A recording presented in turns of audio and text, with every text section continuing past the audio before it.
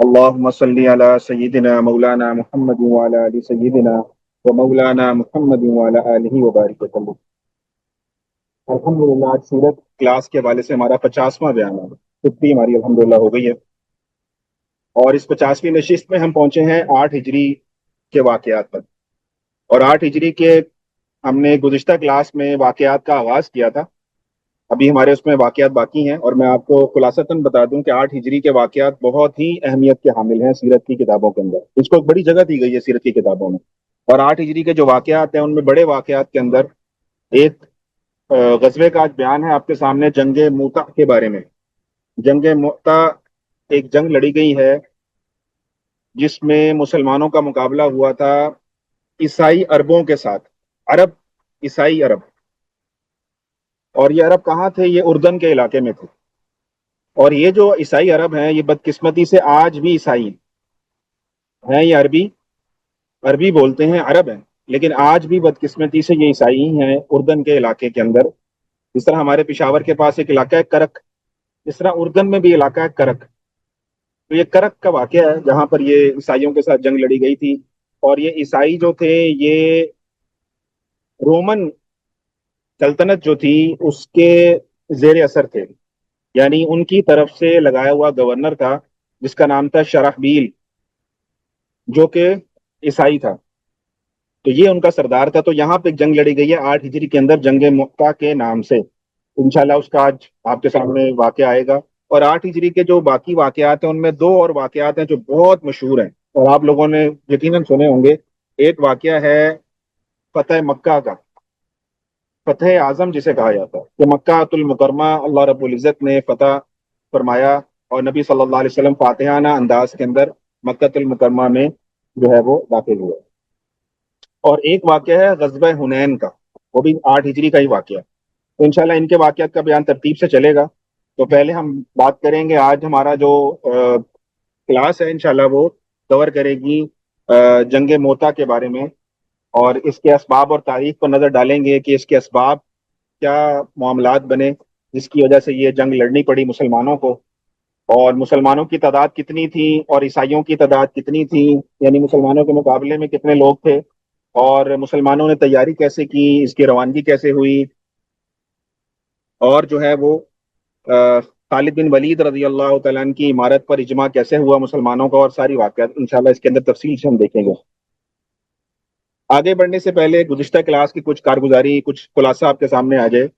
پچھلی کلاس میں ہم نے پڑھا تھا عمرۃ القضاء کے بارے میں، کہ نبی صلی اللہ علیہ وسلم جو ہے وہ جب عمرے کے لیے تشریف لے کر گئے تھے 6 ہجری کے اندر، تو آپ کو عمرہ نہیں کرنے دیا گیا تھا، تو اور ایک معاہدہ ہوا تھا جسے صلح حدیبیہ کہا جاتا ہے، حدیبیہ ٹریٹی جسے کہا جاتا ہے، اور اس میں ایک شرط تھی کہ آپ علیہ الصلوۃ والسلام اس سال عمرہ نہیں کریں گے بلکہ اگلے سال آئیں گے عمرے کے لیے۔ تو نبی صلی اللہ علیہ وسلم 7 ہجری میں پھر دوبارہ اگلے سال یعنی کہ مکہ المکرمہ تشریف لے گئے اور عمرۃ القضاء فرمایا، یعنی اس عمرے کی قضا فرمائی تھی آپ نے۔ اور اس عمرے کی قضا کے تفصیلی واقعات کا بیان جو ہے وہ پچھلی کلاس میں ہم آپ کے سامنے رکھ چکے ہیں، اور اس کے علاوہ جو ہے وہ دیگر واقعات کے اندر بھی ہم نے مختلف جو ہے وہ چیزیں پڑھی تھیں، جس میں ہم نے یہ دیکھا تھا کہ اس عمرے کے بعد کیا ہوا کہ جو کفار مکہ تھے ان میں سے بڑے بڑے لوگ مسلمان ہوئے، جن میں سے آپ کے سامنے بیان آیا تھا خالد بن ولید رضی اللہ تعالیٰ عنہ کے قبول اسلام کا واقعہ، کہ انہوں نے جب نبی صلی اللہ علیہ وسلم کو حرم میں دیکھا طواف کرتے ہوئے اور سارے معاملات کو، تو بہرحال تفصیل سے واقعہ گزر چکا ہے، تو وہ بڑا متاثر ہوئے، پہلے تو جا کے چھپ گئے تھے، اور پھر ان کے بھائی ولید رضی اللہ تعالیٰ عنہ جو ہے انہوں نے خط لکھا تھا خالد کو، اور خالد رضی اللہ تعالیٰ عنہ کے بعد جب خط پہنچا تھا تو ان کا ارادہ بنا کہ مجھے بھی اسلام قبول کر لینا چاہیے، اور ان کا اسلام لانے کا تفصیلی واقعہ آپ کے سامنے گزرا۔ اور ایک اور مکے کے بڑے سردار، ان کا نام تھا حضرت عمر بن العاص، یہ بھی مکے کے بہت بڑے سرداروں میں سے تھے، تو ان کا قبول اسلام کا واقعہ پچھلے سبق میں آپ کے سامنے آیا، اور عثمان بن طلحہ رضی اللہ تعالیٰ عنہ کا واقعہ بھی قبول اسلام کا آپ کے سامنے آیا۔ اور عثمان بن طلحہ رضی اللہ تعالیٰ عنہ، جیسا کہ آپ کو معلوم ہے کہ یہ خانہ کعبہ کی جو دروازے کی چابی ہے وہ ان کے خاندان کے پاس ہے آج تک، تو ان کا قبول اسلام کا واقعہ جو ہے وہ بھی آپ کے سامنے جو ہے وہ 7 ہجری کے واقعات میں گزرا۔ تو یہ آپ کے سامنے ایک ورلڈ میپ ہے جو کہ نبی صلی اللہ علیہ وسلم کے دور نبوی کے اندر جو ہے وہ اس وقت دنیا کی کیا حالت تھی وہ آپ کے سامنے ایک نقشے میں آپ کو نظر آ رہی ہے۔ اس میں جو آپ یہ گرین رنگ کا حصہ دیکھ رہے ہیں، پہلے تو بات ہے کہ یہ جو پورا حصہ ہے جو اس میں میرا ماؤس چل رہا ہے یہ جزیرہ نما عرب ہے، جس میں آج تقریباً 7 ممالک آتے ہیں. اس وقت یہ جزیرہ نمایاں عرب کہلاتا تھا، اور ہم نے بارہا اس کو ڈسکس کیا کہ جزیرہ کسے کہتے ہیں جس کے چاروں طرف سمندر ہوتا ہے، اور جس کے 3 طرف سمندر ہوتا ہے، ایک طرف خشکی ہوتی ہے، اس کو جزیرہ نما کہتے ہیں. تو یہ جزیرہ نما ہے کہ آپ دیکھ رہے ہیں کہ اس کی اس طرف خشکی ہے اور یہ 3 طرف جو ہے وہ سمندر نے اس کو جزیرے کو گھیرا ہوا ہے. تو یہ جزیرہ نما عرب کہلاتا ہے. تو نبی صلی اللہ علیہ وسلم کیونکہ مدینہ منورہ میں تھے، تو اس لیے اس پورشن کو گرین ہائی لائٹ کیا ہوا ہے کہ ابھی جو ہے وہ مکہ فتح نہیں ہوا، تو مسلمانوں کی حکومت جو ہے وہ مکہ کی طرف آپ کو نہیں نظر آ رہی. تو یہ گرین اسٹیٹ کا مطلب یہ ہے کہ آپ علیہ الصلوۃ والسلام نے مدینہ المنورہ اور اس کے آس پاس کے جو علاقے تھے وہ اس دور تک یعنی کہ 8 ہجری تک فتح کر لیے تھے. تو یہاں پر مسلمانوں کی حکومت تھی گرین پورشن کے اندر. اور یہ جو پرپل آپ کو کلر نظر آ رہا ہے، جامنی رنگ، سسانیڈ امپائر یا سلطنت فارس، ٹھیک ہے، یا سلطنت ایران، جو مجوسی تھے اس وقت میں، آتش پرست تھے، یہ ان کی حکومت تھی جو کہ اس دور کی مادی اعتبار سے ایک سپر پاور. اور اس کے ساتھ ساتھ جو آپ کو یہ ریڈ کلر نظر آ رہا ہے، یہ بیزنٹین امپائر یعنی رومن امپائر تھے، جن سے یہ موتا کا جو واقعہ ہے وہ ان کے ساتھ ہوا ہے. جو ریڈ میں آپ دیکھ رہے ہیں رومن، ان کے ساتھ مسلمانوں نے جنگ لڑی ہے. تو یہ رومن امپائر تھی اس دور میں بھی مادی اعتبار سے جو ہے ایک سپر پاور تھی. یعنی اگر آج کے اعتبار سے اگر آپ سمجھنا چاہیں تو ایک کو آپ امریکہ سمجھ لیں اور دوسرے کو آپ چائنا سمجھ لیں. کہ اس دور میں جو ہے یہ 2 سپر پاورز جو تھی اس نبی صلی اللہ علیہ وسلم کے دور میں موجود تھے. تو ہوا کیا کہ مسلمانوں کے کیونکہ تجارتی قافلے آپ کو پتا ہے مسلمانوں کی تجارت شام، اردن اور ان علاقوں تک، فلسطین تک ہوتی تھی. تو آہستہ آہستہ ہونا کیا شروع ہوا کہ یہ علاقہ آپ دیکھ رہے ہیں، یہ والا اردن کا علاقہ ہے آج بھی، اس وقت یہ شام کا علاقہ کہلاتا تھا. تو اس علاقے سے جب مسلمانوں کے قافلے گزرتے تھے نا، تو یہاں پر تھی عیسائی عرب کی حکومت. عیسائی عرب تھے یہاں پر. آج بھی میں نے بتایا آپ کو کہ یہاں پر عیسائیت اور عرب عیسائیت موجود ہے. تو مسلمانوں کے جب قافلے عرب سے جاتے تھے شام کی طرف، تو یہ مسلمانوں کے قافلوں کو لوٹ لیا کرتے تھے اور مسلمانوں کے قافلوں کو نقصان پہنچایا کرتے تھے. اور آپ کے سامنے کئی سرایا کے اندر یہ بات واضح تن گزر چکی ہے کہ نبی صلی اللہ علیہ وسلم نے بہت سارے صحابہ کو بھیجا. کچھ بات سرایا میں آپ نے دیکھا کہ ان کو شہید کر دیا گیا، اور کچھ سرایا میں آپ نے دیکھا کہ مسلمانوں کا کوئی وفد آ رہا تھا یا قاصد آ رہا تھا، اس کو ان لوگوں نے پکڑ کر جو ہے یا تو شہید کر دیا یا اس سے مال لوٹ لیا. تو گویا کہ یہاں پر کچھ گڑبڑ تھی، اس علاقوں میں کچھ گڑبڑ تھی جو کہ مسلمانوں کے تجارتی قافلوں کو بھی، اور مسلمانوں کی جو دیکھیں مسلمانوں کا مقصد کیا تھا، اسلام کی دعوت دینا. اور اسلام کی دعوت دینے کے لیے کچھ دائی حضرات، کچھ دین کی دعوت دینے والے نبی صلی اللہ علیہ وسلم مختلف مہموں پہ بھیجتے تھے. تو وہ کیا ہوتا تھا کہ جب ان علاقوں میں جاتے تھے تو ان کی جان کو خطرہ ہوتا تھا. یا تو ان کو شہید کر دیا جاتا تھا، یا ان کو لوٹ لیا جاتا تھا، یا ان کو کسی اور طریقے سے ٹف ٹائم دیا جاتا تھا اور تنگ کیا جاتا تھا. تو نبی صلی اللہ علیہ وسلم ان چیزوں کو نوٹ کر رہے تھے کہ ان علاقوں میں مسلمانوں کا آزادی سے آنا جانا جو ہے مشکل ہے، جس کی وجہ سے دین کے دائی جو ہیں وہ دین کی دعوت کو ان علاقوں کی طرف لے کر نہیں جا پا رہے. تو یہ ایک بڑا سبب تھا اس جنگ کے حوالے سے. اور اس میں ہم نے واقعہ پڑھا تھا کہ داہیہ کلبی رضی اللہ تعالیٰ عنہ کو نبی صلی اللہ علیہ وسلم نے بھیجا تھا ہرقل کے پاس، ہرقل روم کے پاس بھیجا تھا خط لے کر. تو جب وہ واپس آ رہے تھے تو ان کو یہیں پہ لوٹا گیا تھا، جس کا واقعہ ہم نے دیکھا تھا کہ اس کے جتنے تحفے تحائف کیسر روم نے دیے تھے نبی صلی اللہ علیہ وسلم کے لیے، ان سے جو ہے وہ داہیہ کلبی رضی اللہ تعالیٰ عنہ کو محروم کر دیا گیا تھا. تو وہ بھی ایک وجہ بنی کہ ان علاقوں میں مسلمانوں کی جو آمد و رفت تھی وہ اتنی زیادہ جو ہے وہ آزادانہ نہیں تھی. اور ایک سریہ ہم نے پڑھا جس میں ہم نے دیکھا کہ ایک صحابی کو نبی صلی اللہ علیہ وسلم نے 6 ہجری میں حسما کے علاقے میں بھیجا تھا. یہ بھی ایک سریہ آپ کے سامنے آیا تھا. تو اس حسما کا جو سریہ تھا جس میں جو ہے وہ زید بن حارثہ رضی اللہ تعالیٰ عنہ اس کے امیر بنا کر بھیجے گئے تھے. اور ان کے اوپر بھی یہی ہوا کہ جو ان کے ساتھیوں کو بھیجا گیا تھا ان کو جو ہے وہ مشکلات کا سامنا کرنا پڑا، اور ان میں سے کچھ کو شہید کر دیا گیا. تو بہرحال اس جنگ موتا کا سب سے بڑا سبب کیا ہوا؟ اس سب سے بڑا سبب اس کا ہوا کہ نبی صلی اللہ علیہ وسلم نے جو اردن کا یا شام کا بادشاہ تھا، اس کا نام تھا شرحبیل، اس کو خط لکھا. جس طرح آپ علیہ الصلوۃ والسلام نے مختلف ملکوں کے بادشاہوں کو خط لکھے تھے، تو ایک خط اس کو بھی لکھا تھا. تو اس خط کو لے کر جانے والے جو صحابی قاصد تھے ان کا نام تھا حضرت حارث بن عمیر ازدی رضی اللہ تعالیٰ. تو نبی صلی اللہ علیہ وسلم نے جتنے بھی خطوط جتنے بھی بادشاہوں کو لکھے ہیں، کسی بھی قاصد کو جو کہ آپ علیہ الصلوۃ والسلام کا خط لے کر گیا ہے اس کو تنگ نہیں کیا گیا، اس کو نقصان نہیں پہنچایا گیا، سوائے ان کے کہ جو شرابیل بادشاہ تھا اس نے نبی صلی اللہ علیہ وسلم کا جب خط دیکھا تو وہ غصے میں آگ بگولا ہو گیا، اور اس نے کیا کیا کہ اس نے حضرت حارث سے پوچھا تم محمد کی طرف سے آئے ہو صلی اللہ علیہ وسلم؟ اس نے کہا جی میں ان کی طرف سے آیا ہوں۔ تو اس نے کیا کیا، غصے میں آ کر حضرت حارث کو جو ہے وہ شہید کر دیا۔ یعنی نبی صلی اللہ علیہ وسلم کا جو قاصد تھا اس کو شرابیل نے شہید کر دیا، محض اس بات کے اوپر کہ تم ان کی طرف سے ہمارے پاس یہ خط لے کر آئے، کیوں آئے؟ تو یہ جو قاصد کو قتل کرنا یا شہید کرنا یہ کوئی معمولی بات نہیں۔ اس دور میں جتنی بھی جہالت تھی، لیکن بہرحال ایک انٹرنیشنل قانون تھا کہ قاصد کو کسی طریقے سے بھی نقصان نہیں پہنچایا جائے۔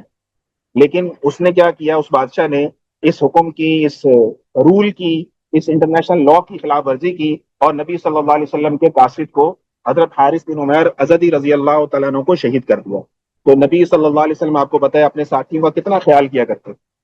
جیسے صلح حدیبیہ کا واقعہ آپ کو یاد ہوگا کہ صلح حدیبیہ میں جب آپ کو پتہ لگا تھا عثمان غنی رضی اللہ تعالیٰ عنہ کو شہید کر دیا گیا، یہ خبر آپ تک پہنچی تھی، تو آپ نے کیا کیا تھا، فوراً بیعت رضوان کی تھی، سب کو موت پر بیعت کی تھی کہ ہم عثمان رضی اللہ تعالیٰ عنہ کے قتل کا، ان کی شہادت کا بدلہ ضرور لیں گے۔ تو آپ علیہ الصلوۃ والسلام، ظاہری بات ہے ان آپ علیہ الصلوۃ والسلام کے قاصد کو شہید کر دیا جائے اور آپ علیہ الصلوۃ والسلام اس کے مقابلے میں کسی قسم کا ایکشن نہ لیں، یہ ممکن نہیں تھا۔ تو اس لیے سب سے بڑی وجہ جنگ موتا کی کیا بنی کہ آپ کا جب قاصد شہید ہو گئے حضرت حارث، تو آپ علیہ الصلوۃ والسلام کو بہت رنج ہوا، بہت زیادہ غم ہوا۔ تو آپ علیہ الصلوۃ والسلام نے اس موقع پر 3,000 صحابہ کا لشکر جو ہے وہ ان سے، یعنی کہ شام کے جو عیسائی تھے ان سے لڑنے کے لیے جو ہے وہ روانہ کیا۔ اور یہ 3,000 کا جو لشکر تھا، اس سے پہلے اتنی بڑی تعداد سوائے ایک، یعنی آپ یہ سمجھ لیں کہ جنگ خندق کا موقع تھا، اس کے اوپر 3,000 کے قریب مسلمان تھے، وہ بھی ظاہری بات ہے وہ دفاعی اقدام پہ تھے، دفاعی پوزیشن کے اوپر تھے، اقدامی جہاد کے اوپر نہیں تھے۔ لیکن یہ 3,000 کا لشکر پہلی دفعہ مسلمانوں کی اتنی بڑی تعداد اقدامی جہاد یعنی کسی پر حملہ کرنے کے اعتبار سے اللہ تعالیٰ کے رسول صلی اللہ علیہ وسلم نے تیار کرنا اور روانہ فرمایا۔ تو جنگ موتا کو کہا جاتا ہے جیش الامراء، امراء جمع ہے امیر کی، یعنی اس میں ایک سے زیادہ امیر نبی صلی اللہ علیہ وسلم نے بنائے۔ جنگ میں عموماً کیا ہوتا تھا کہ آپ علیہ الصلوۃ والسلام جب بھی سریہ میں کسی صحابی کو ایک جماعت دے کر بھیجتے تھے تو ایک ہی امیر بنایا کرتے، لیکن یہاں پر کیا تھا کہ یہاں پر نبی صلی اللہ علیہ وسلم نے ملٹیپل امیر بنائے، ایک کے بعد ایک۔ آپ نے ایک کے بارے میں فرمایا، میں بتاتا ہوں آپ کو ان کے نام بھی آگے جا کے۔ پہلے آپ نے ایک کو امیر بنایا اور صحابہ سے کہا اگر یہ شہید ہو جائیں تو تم امیر ہو۔ پھر ان کے بارے میں فرمایا کہ اگر یہ شہید ہو جائیں تو پھر تم امیر ہو، اور اگر یہ بھی شہید ہو جائیں تو پھر جسے چاہے امیر بنا لینا۔ تو نبی علیہ الصلوۃ والسلام نے مختلف امیروں کو درجہ بدرجہ جو ہے وہ مقرر فرمایا تھا، تو اس لیے اس کو جیش الامراء بھی کہا جاتا ہے۔ اور یہ 8 ہجری کے ماہ جمادی الاول کا یہ واقعہ ہے کہ جمادی الاول میں 8 ہجری میں جو ہے یہ جنگ جو ہے وہ لڑی گئی۔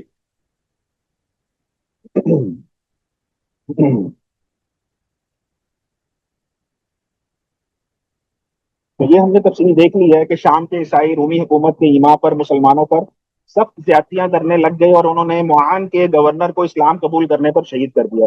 یہ معان کا جو علاقہ ہے یہ بھی اردن کا ایک علاقہ ہے، تو یہاں پر جو گورنر تھا اس نے اسلام قبول کر لیا۔ اب وہاں کے جو عیسائی عرب تھے ان کو یہ گوارا نہیں ہوا کہ اس گورنر نے اسلام کو قبول کیا، اس نے اس گورنر کو ہی شہید کر دیا۔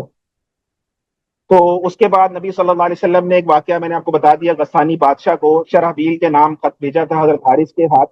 تو شرحبیل کیسر روم کی جانب سے شام کا امیر تھا، تو شرحبیل نے کیا کیا، حضرت حارث رضی اللہ تعالیٰ عنہ کو بے دردی سے شہید کر دیا۔ اچھا، اس واقعے کے بعد نبی صلی اللہ علیہ وسلم نے ان کی شہادت کا بدلہ لینے کے لیے 3,000 صحابہ اکرام کے لشکر کو تیار کر دیا، اور حضور صلی اللہ علیہ وسلم نے جس طرح میں نے آپ کو بتایا کہ ملٹیپل امیر بنائے، تو لشکر پر نبی علیہ السلام نے اپنی زبان مبارک سے 3 عمرا کا نام لیا، جس میں آپ نے فرمایا کہ سب سے پہلے امیر ہوں گے حضرت زید بن حارثہ رضی اللہ تعالیٰ۔ اگر زید بن حارثہ رضی اللہ تعالیٰ عنہ شہید ہو جائیں گے تو جعفر بن ابی طالب، یہ حضرت علی کے چھوٹے بھائی، حضرت علی کے بھائی تھے، یہ جعفر بن ابی طالب رضی اللہ، ان کو امیر بنایا جائے گا۔ اور اس کے بعد اگر یہ بھی شہید ہو جائیں تو پھر عبداللہ بن رواحہ رضی اللہ تعالیٰ عنہ کو امیر بنایا جائے گا، اور اگر یہ بھی شہید ہو جائیں تو پھر مسلمان جسے چاہے جو ہے وہ امیر بنا لیں، یا آپ علیہ الصلوۃ والسلام نے اپنی زبان مبارک سے ارشاد۔ تو جب آپ علیہ الصلوۃ والسلام نے ان کے بارے میں یہ فرما دیا کہ اگر یہ شہید ہو جائیں تو پھر یہ ہو جائیں، تو یہ اس کا مطلب یہ تھا کہ یہ تینوں تو شہید ہوں گے ہی ہوں گے، یہ شہید تو ہوں گے ہی ہوں گے۔ تو بہرحال آپ نے آپ کے جو الفاظ تھے وہ میں آپ کو پڑھ کے سنا دیتا ہوں. آپ نے فرمایا تھا ان قتل زید فجعفر وان قتل جعفر فعبد اللہ بن رواحہ رضی اللہ تعالیٰ عنہ، کہ اگر زید کو شہید کر دیا جائے تو جعفر کو امیر بنا لینا، جعفر شہید ہو جائیں تو عبداللہ بن رواحہ کو امیر بنا لینا. تو نبی صلی اللہ علیہ وسلم نے کیا کیا تھا؟ آپ علیہ الصلوۃ والسلام، جیسے کہ آپ نے سیرت میں بارہا پڑھا اور آپ کو نبی صلی اللہ علیہ وسلم کا مزاج بھی اچھی طرح معلوم ہو گیا کہ آپ علیہ الصلوۃ والسلام جب بھی لشکر کو بھیجتے تھے نا تو پہلے ہدایات دیتے تھے، اور ہدایات میں ایک بات آپ لازمی کرتے تھے کہ جاتے ہی حملہ نہیں کر رہا، سب سے پہلے جا کر ان کو دعوت دینی ہے. اگر وہ اسلام قبول کر لیں تو چھوڑ دینا، تمہارے بھائی ہیں. اگر نہ قبول کریں تو پھر جنگ لڑنا، اور جنگ بھی لڑنا تو پھر بھی ہدایات دیتے تھے کہ عورتوں کو قتل نہیں کرنا، بچوں کو قتل نہیں کرنا، درختوں کو خراب نہیں کرنا، فصلوں کو اجاڑنا نہیں، صرف جو تمہارے مقابلے میں آئے اس کو جو ہے وہ اس سے مقابلہ کرنا. تو یہی ہدایات نبی صلی اللہ علیہ وسلم نے اس موقع پر صحابہ کے لشکر کو روانہ ہوتے ہوئے یہ ہدایات دی. اور آپ علیہ الصلوۃ والسلام نے ایک اور بات بھی کی یہاں. آپ علیہ الصلوۃ والسلام نے حضرت زید بن حارثہ کو امیر بنایا، اور زید بن حارثہ رضی اللہ تعالیٰ عنہ سے فرمایا دیکھو پہلے اس مقام تک جانا جہاں پر حضرت حارث کو شہید کیا گیا تھا، سیدھے اس جگہ پر جانا، اور وہاں پر جا کر جو ہے وہ ساری جو ہے وہ دین کی دعوت کو دینا، اور اگر وہاں پہ بات نہ بنے تو پھر وہاں سے آگے جو ہے وہ قتال شروع کر دینا. تو یہ جو لشکر تھا مسلمانوں کا، ان کو نبی علیہ الصلوۃ والسلام نے حضرت حارث رضی اللہ تعالیٰ عنہ کی شہادت کی جگہ پر بھیجا. اچھا، حضور صلی اللہ علیہ وسلم نے اس لشکر کو خاص طور پر الوداع کہا، یعنی آپ علیہ الصلوۃ والسلام اس لشکر کے ساتھ ساتھ کچھ دیر تک چلتے رہے، اور مدینۃ المنورہ کا جو بالکل خارجی راستہ تھا یا داخلی راستہ تھا اس کو کہا جاتا تھا سنیت الوداع. تو وہاں پر نبی صلی اللہ علیہ وسلم نے وہاں تک، یعنی مسجد نبوی سے آپ علیہ الصلوۃ والسلام وہاں تک لشکر کے ساتھ چلتے رہے اور وہاں تک تشریف لے کر گئے، اور سنیت الوداع کے مقام پر آپ علیہ الصلوۃ والسلام نے لشکر کو الوداع کہا، اور وہاں پر نبی صلی اللہ علیہ وسلم نے اپنے صحابہ کے لیے جو ہے وہ دعا فرمائی. تو نبی صلی اللہ علیہ وسلم نے جب ان کو الوداع کہا تو اپنے صحابہ کے لیے دعا فرمائی، اور وہ دعا کیا تھی؟ دفع اللہ عنکم وردکم صالحین غانمین، کہ اللہ تعالیٰ تم سے ہر بلا کو دور کرے اور تمہیں صحیح سلامت اور غنیمت کے ساتھ واپس لوٹائے. یہ نبی صلی اللہ علیہ وسلم نے صحابہ کے لیے دعا فرمائی. اچھا، اس کے بعد کیا کیا کہ نبی علیہ الصلوۃ والسلام کے ساتھ اور لوگ بھی تھے جو کہ اس لشکر کو الوداع کہنے کے لیے آئے تھے. یہ 3,000 کا لشکر تھا، اس کے علاوہ جتنے لوگ تھے نبی صلی اللہ علیہ وسلم کے ساتھ آئے تھے. تو ان لشکر کے لوگوں نے بھی اس لشکر والوں کو جو ہے وہ ان لوگوں نے بھی جو ساتھ آئے تھے انہوں نے اس لشکر کے لوگوں کو بھی الوداع کہا. تو جب وہ الوداع کر رہے تھے تو اس لشکر کے جو تیسرے امیر تھے، یعنی عبداللہ بن رواحہ جو نائب امیر تھے، عبداللہ بن رواحہ رضی اللہ تعالیٰ عنہ کو سلام کر کے لوگوں نے الوداع کیا تو وہ رونے لگ پڑے. عبداللہ بن رواحہ رضی اللہ تعالیٰ عنہ کی آنکھوں سے آنسو آ گئے. لوگوں نے بڑے تعجب سے پوچھا کہ عبداللہ تم کیوں رو رہے ہو؟ تو انہوں نے کہا کہ اللہ کی قسم مجھے دنیا کی محبت یا تمہارے ساتھ جو میرا ایک تعلق ہے اس کی وجہ سے میں نہیں رو رہا، بلکہ میں نے رسول اللہ صلی اللہ علیہ وسلم کو کتاب اللہ یعنی قرآن مجید کی یہ آیت پڑھتے ہوئے سنا ہے جو مجھے ابھی یاد آ گئی ہے. اس آیت کی یاد آنے کی وجہ سے میں رو رہا ہوں. اور اس آیت میں کیا ہے؟ اس آیت میں جہنم کا ذکر ہے. اور یہ آیت کیا ہے؟ وَإِن مِّنكُمْ إِلَّا وَارِدُهَا كَانَ عَلَىٰ رَبِّكَ حَتْمًا مَّقْضِيًّا، کہ تم میں سے ہر شخص جہنم پر وارد ہونے والا ہے، یعنی تم میں سے ہر ایک نے جہنم کے اوپر سے گزرنا ہے، یعنی پل صراط کے اوپر سے گزرنا ہے. یہ تمہارے رب پر ایک لازمی اور طے شدہ بات، یعنی اللہ تعالیٰ نے طے کر لیا ہے کہ ہر کسی کو پل صراط کے اوپر سے گزرنا ہے جس کے نیچے جہنم ہے. تو کہہ رہے ہیں مجھے اس بات کا جو ہے وہ رونا آ رہا ہے کہ نہ جانے میرے ساتھ کیا بنے گا جب میں اس پل صراط پر سے گزروں گا تو میرا کیا حال ہوگا. میں اس بات کو سوچ سوچ کر جو ہے وہ رو رہا ہوں. پتہ نہیں یہاں سے واپس پلٹوں گا بھی کہ نہیں پلٹوں گا، یعنی جنت میں جاؤں گا یا نہیں جاؤں گا. تو اس پر مسلمانوں نے عبداللہ بن رواحہ رضی اللہ تعالیٰ کو حوصلہ دیا، دعا دی کہ اللہ تعالیٰ تمہارے شامل حال ہو، تمہارا دفاع کرے اور تمہیں صحیح سلامت واپس لوٹائے. لوگوں نے یہ دعا کی کہ آپ صحیح سلامت جو ہے وہ واپس لوٹ جائیں. اب جب لوگوں نے یہ کہا تو عبداللہ بن رواحہ رضی اللہ تعالیٰ عنہ نے اس موقع پر کچھ اشعار کہے، اور وہ اشعار کیا تھے وہ میں آپ کے سامنے رکھنا چاہتا ہوں. اس پر عبداللہ بن رواحہ رضی اللہ تعالیٰ عنہ نے یہ اشعار پڑھے کہ لَكِنَّنِي أَسْأَلُ الرَّحْمَنَ مَغْفِرَةً وَضَرْبَةً ذَاتَ فَرْعٍ نَقْذِفُ الزَّبَدَ أَوْ طَعْنَةً بِيَدَيْ حَرَّانَ مُحْجِزَةً بِحَرْبَةٍ تُنْفِذُ الْأَحْشَاءَ وَالْكَبِدَ حَتَّى يُقَالَ إِذَا مَرُّوا عَلَى جَدَثِ ارشدہ اللہ من غاز وقد رشد. اس کا ترجمہ کیا ہے؟ ان اشعار میں عبداللہ بن رواحہ رضی اللہ تعالیٰ عنہ یہ کہہ رہے ہیں کہ میں زندہ واپس نہیں آنا چاہتا. تم نے تو مجھے یہ دعا دی ہے نا کہ اللہ تعالیٰ تمہیں صحیح سلامت واپس لوٹائے، لیکن میں صحیح سلامت واپس نہیں آنا چاہتا. میں تو اللہ تعالیٰ سے مغفرت کا سوال کرتا ہوں اور تلوار کا ایسا گہرا زخم کھانے کا ارادہ رکھتا ہوں یا کھانے کی دعا کرتا ہوں جو خون میرے خون پر جب لگے تو میرے خون میں سے جو جھاگ ہے نا وہ اڑا دے، اتنی زور سے لگے کہ میرے خون کی جو ہے وہ خون کی جھاگ بن جائے. یا کسی خون کے پیاسے نیزہ باز کے دونوں ہاتھوں سے پرزور نیزہ کھانے کا میں اللہ تعالیٰ سے سوال کرتا ہوں جو میری آنتوں کو اور میرے جگر کو جو ہے وہ پار کر دے، تاکہ جب لوگ میری قبر سے گزریں تو کہیں اللہ تعالیٰ نے اس مجاہد کو صحیح راستہ دکھایا اور اس نے وہی راستہ جو ہے وہ اختیار کیا. تو آج جو ہے وہ عبداللہ بن رواحہ رضی اللہ تعالیٰ عنہ کی جو قبر ہے وہ موتا کے میدان کے اندر موجود ہے. تو گویا کہ انہوں نے جو کہا تھا کہ میری قبر پر گزرنے والا شخص، ہر شخص یہ سوچے اور یہ گواہی دے کہ جس مجاہد نے یہ راستہ اختیار کیا ہے واقعی میں جو ہے وہ صحیح راستہ جو ہے اس مجاہد نے اختیار کیا. تو آج حقیقتاً ایسا ہی ہے کہ ان کی جو قبر ہے وہ موتا کے میدان کے اندر ہے، جو کہ آگے اس کی تصویر میں آپ کو دکھاتا ہوں. تو بہرحال یہ عبداللہ بن رواحہ رضی اللہ تعالیٰ عنہ نے کچھ اشعار پڑھے تھے جو ان لوگوں کی دعا کے مقابلے میں تھے. تو اس کے بعد انہوں نے کیا کیا عبداللہ بن رواحہ رضی اللہ تعالیٰ عنہ جو ہے نبی صلی اللہ علیہ وسلم کے پاس تشریف لائے اور آپ کے پاس آ کر پھر انہوں نے کچھ اشعار پڑھے نبی صلی اللہ علیہ وسلم کی تعریف کے اندر. اور وہ اشعار کیا تھے؟ وہ اشعار بھی میں آپ کو سناتا ہوں. انہوں نے کہا نبی صلی اللہ علیہ وسلم سے کہ یثبت اللہ ما آتاک من حسن تثبیت موسیٰ ونصرا کالذی نصروا انی تفرست فیک الخیر نافلة فراسة خالفتهم فی الذی نظروا انت الرسول فمن یحرم نوافلہ والوجہ منہ فقد ازرا به القدر.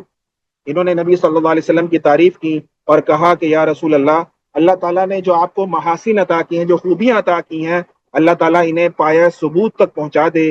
جیسے موسیٰ علیہ الصلوۃ والسلام کی جو خوبیاں تھیں اللہ تعالیٰ نے وہ محاسن جو تھے ان کے پایہ تکمیل تک پہنچائے.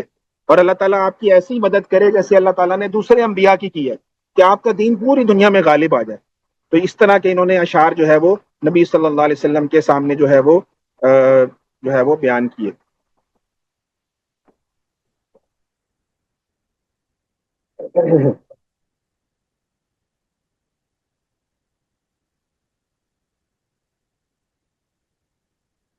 تو نبی صلی اللہ علیہ وسلم نے جب ان کے اشعار سنے نا تو آپ علیہ الصلوۃ والسلام نے ان کو جو ہے وہ ارشاد فرمایا کہ اے ابن رواحہ، تجھے بھی اللہ تعالیٰ ثابت قدم رکھے. تو نبی صلی اللہ علیہ وسلم نے ان کے اشعار کے بعد ان کو یہ دعا دی کہ اے ابن رواحہ، اللہ تعالیٰ تجھے بھی جو ہے وہ ثابت قدم رکھے.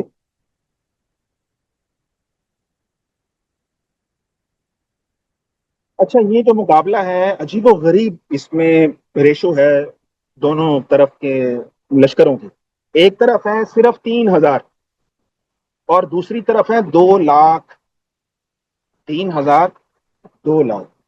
آپ اندازہ لگائیں، اس کا کمپیریزن دیکھ سمجھیں.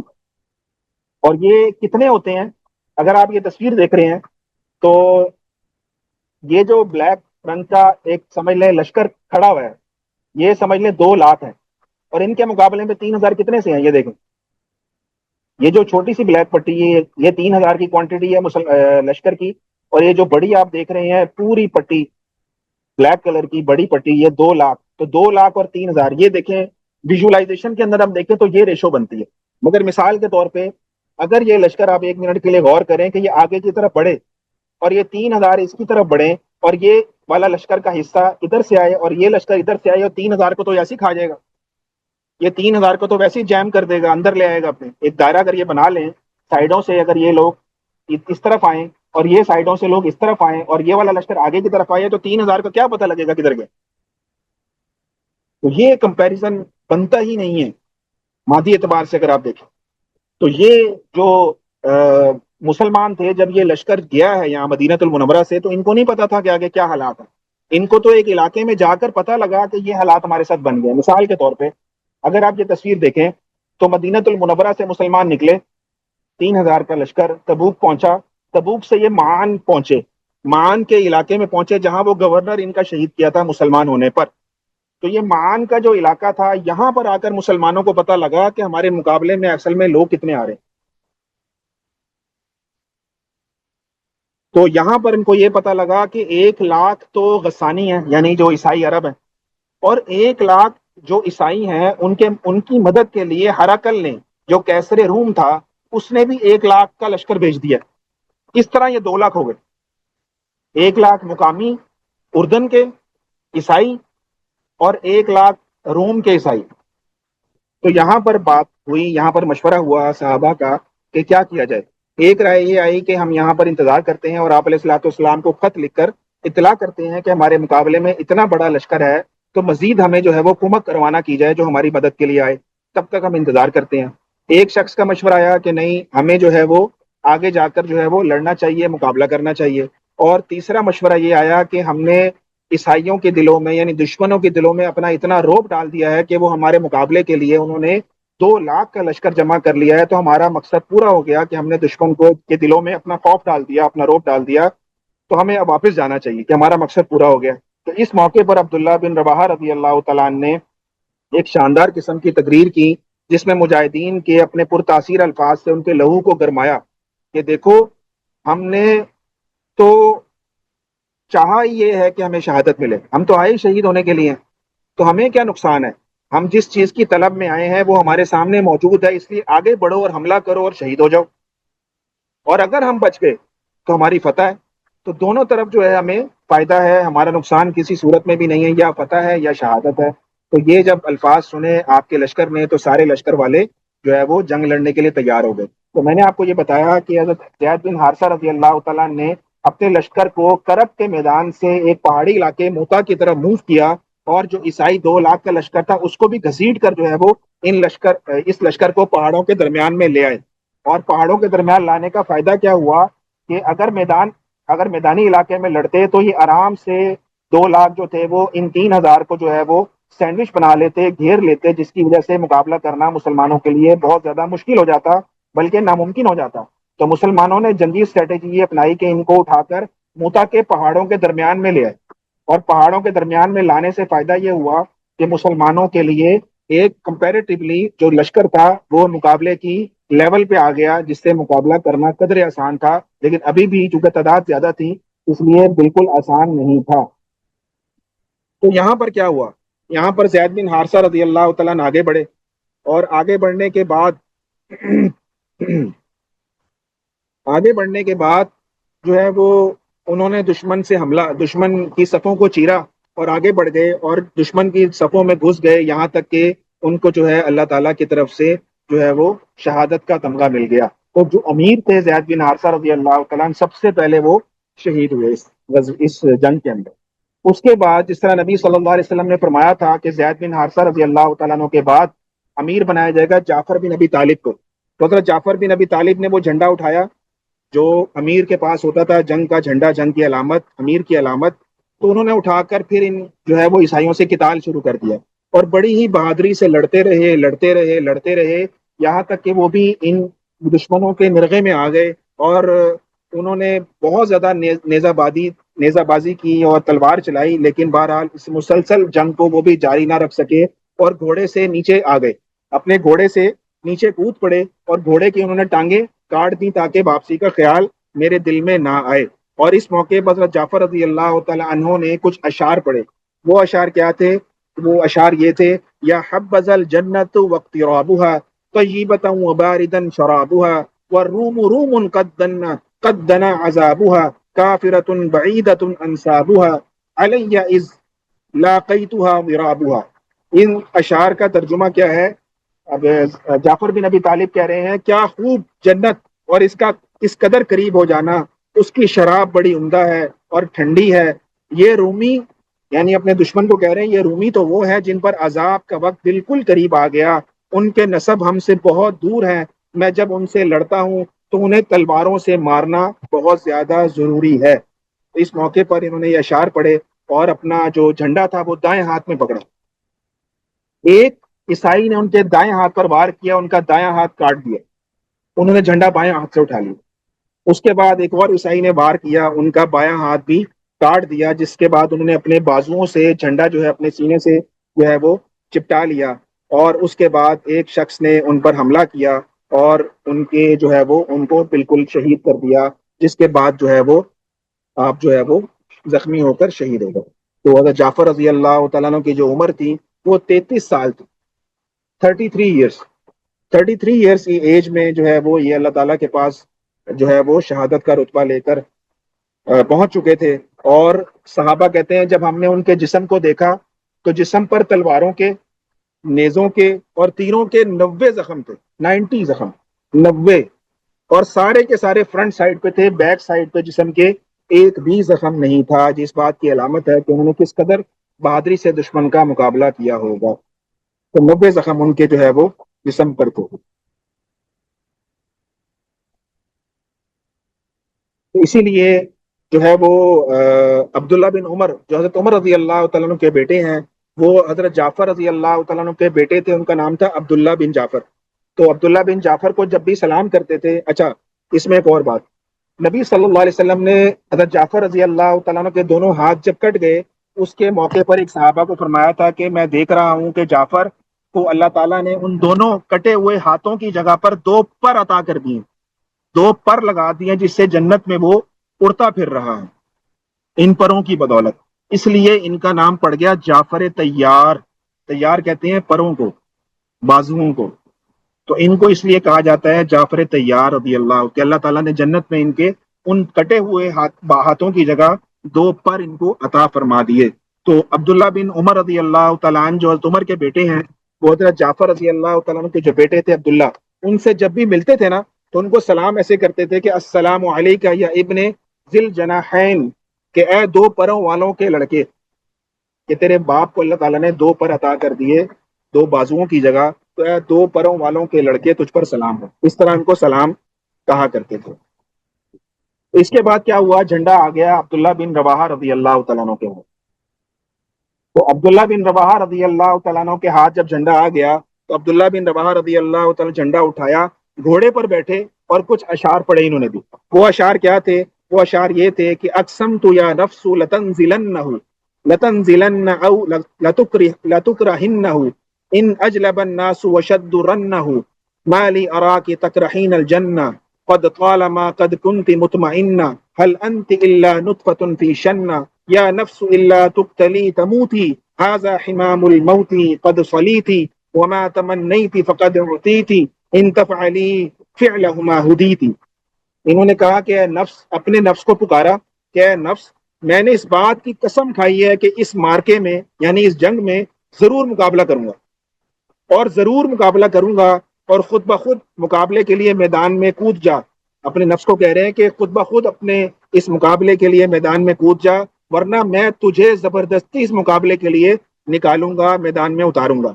اگر لوگ واویلا کرتے ہیں اور آہو بکا کرتے ہیں تو کرنے دو مجھے، میں تجھے، مگر میں تجھے منہ موڑتا ہوا ناپسند کرتا ہوا کیوں پا رہا ہوں. یعنی اپنے نفس کو کہہ رہے ہیں کہ تیرا دل کیوں نہیں کر رہا لڑنے کے لیے، تو زبردستی تجھے میں اتاروں گا لڑنے کے لیے.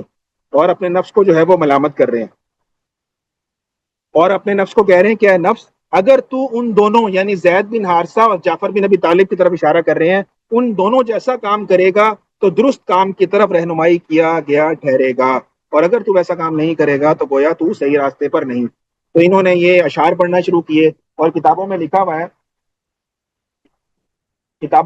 ہے کہ عبداللہ بن رواحہ رضی اللہ تعالیٰ عنہ کے چچا زاد بھائی تھے اس جنگ میں.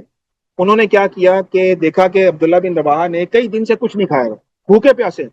تو ان کے پاس ایک ہڈی تھی جس پر کچھ گوشت لگا ہوا تھا. انہوں نے میدان جنگ میں آ کر ہڈی عبداللہ بن رواحہ رضی اللہ تعالیٰ کو دی کہ عبداللہ کچھ دیر یہ چوس لو، اس کو چوس لو، یا اس کے پر لگا جو گوشت ہے وہ کھا لو، تو تاکہ تمہارے اندر کچھ طاقت آ جائے. تو عبداللہ بن رواحہ رضی اللہ تعالیٰ نے وہ ہڈی لے لی اور اسے کھانا شروع کر دیا. اور ادھر کیا ہوا کہ دشمن کے ہجوم سے آوازیں آنا شروع ہو گئیں. تو یہ فوراً بولے کہ ابھی، اپنے نفس کو کہنے لگے کہ ابھی تو دنیا میں ہی ہے، اور یہ کہا اور لقمہ پھینک دیا، وہ ہڈی ایک طرف پھینک دی، اور آگے بڑھ کر جو ہے وہ لڑتے رہے اور شہادت تک دشمن سے لڑتے رہے. اور دن کے آخری حصے میں جا کر انہوں نے جام شہادت نوش فرمایا. تو یہ تینوں جو سپہ سالار تھے وہ یکے بعد دیگرے جو ہے وہ اللہ تعالیٰ کے حضور پیش ہو گئے، اور جو ہے وہ اس طرح سے شہید ہو گئے. تو یہ آپ تصویر دیکھ رہے ہیں، یہ جارڈن کا جو علاقہ ہے، اردن کا، وہ موتا کا میدان ہے جس کی یہ حالیہ تصویر ہے. اس میدان میں جو ہے وہ جنگ جو ہے وہ لڑی گئی تھی. تو یہ وہ سائٹ ہے، دا سائٹ آف بیٹل. جو مارکہ موتا ہوا تھا وہ اس علاقے میں ہوا تھا۔ اور یہ وہ مزار ہے ان تینوں سپہ سالاروں کا کہ سب سے پہلے حضرت زید بن ثابت رضی اللہ تعالیٰ شہید ہوئے، جن کا جو مزار ہے موتا کے اندر ہے، اور اس کے بعد حضرت جعفر بن ابی طالب جن کو جعفر طیار کہا جاتا ہے، جن کو اللہ تعالیٰ نے جنت کے اندر دو پر عطا کر دیے، تو اس نسبت سے جعفر طیار ان کو کہا جانے لگا۔ تو یہ ان کا مزار اسی بلڈنگ، ایک ہی بلڈنگ کے اندر ہے، تینوں الگ الگ کمروں کے اندر یہ تین جو ہے وہ اللہ کے مجاہد جو ہے وہ آرام فرما ہے۔ اور یہ عبداللہ بن رواحہ رضی اللہ تعالیٰ عنہ کی مزار کی تصویر آپ کے سامنے ہے۔ تو یہ جو ہے وہ تین صحابہ جو ہے وہ اس موتا کے میدان کے اندر ان کا مزار جو ہے وہ ملتا ہے۔